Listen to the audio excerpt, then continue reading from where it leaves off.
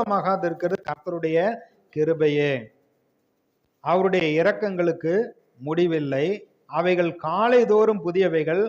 உமது உண்மை பெரிதாயிருக்கிறது.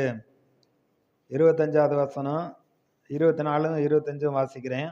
கர்த்தர் என் பங்கு என்று என் ஆத்துமா சொல்லும். ஆகையால் அவரிடத்தில் நம்பிக்கை கொண்டிருப்பேன். தமக்கு காத்திருக்கிறவர்களுக்கும் தம்மை தேடுகிற ஆத்துமாவுக்கும் கர்த்தர் நல்லவர். கர்த்தருடைய ரட்சிப்புக்கு நம்பிக்கையோட காத்திருப்பது நலம். அப்ப நம்ம நிர்மூலமாகாது இருப்பதே கர்த்தருடைய கிருபை. அவருடைய கிருபை காலைதோறும் புதிதாக இருக்கிறது.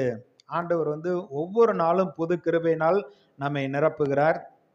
நமக்கு கொடுக்கப்பட்டிருக்கிற வேலையை நன்றாய் செய்வதற்கு அதற்கேற்ற கிருபையினால இருதயத்தின் நினைவுகள் நித்தமும் பொல்லாததா இருந்ததுனால அவனை உண்டாக்குனதற்காக கர்த்தரே அவர் வேதனைப்படுகிறார்.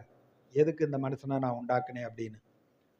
அதனால சுவாசம் உள்ள எல்லாவற்றையும் நான் அழிக்க போறேன்னு ஒரு தீர்மானத்துக்குள்ள வருகிறார். பரலோகத்திலிருந்து நீங்க மனுபுத்திரரை பார்க்கிற பொழுது நோவாவுக்கு கர்த்தருடைய கண்கள்ல கிருபை கிடைத்தது. அவன் உத்தமனும் நீதிமானுமாய் இருந்தான். இப்ப ஏன் ஆண்டவர் எல்லாரையும் அழிச்சலாம்னு தான் அவர் விரும்புறாரு. ஆனா ஒரு ஆளு இருந்தா போதும் நீதிமான். அங்க வேதத்துல சொல்லப்பட்டிருக்கு, ஒரு கோதுமை மணியும் அது தவறி கீழே விழுகிறது இல்லை. ஆண்டவர் எல்லாரையும் அவர் ரட்சிக்க ஆயத்தமா இருக்கிறார். ரட்சிக்கப்பட்ட பிள்ளைகளை ரொம்ப கண்ணும் கருத்துமா பாதுகாக்கிறார். அவர் கிருபை செய்கிறார். அப்ப நோவாவுக்கு கர்த்தருடைய கண்களில் கிருபை கிடைத்தது. அவனும் அவனுடைய குடும்பமும் காப்பாற்றப்படும்படியா ஆண்டவர் ஒரு பேழையை ஆயத்தம் பண்ண சொல்லுகிறார்.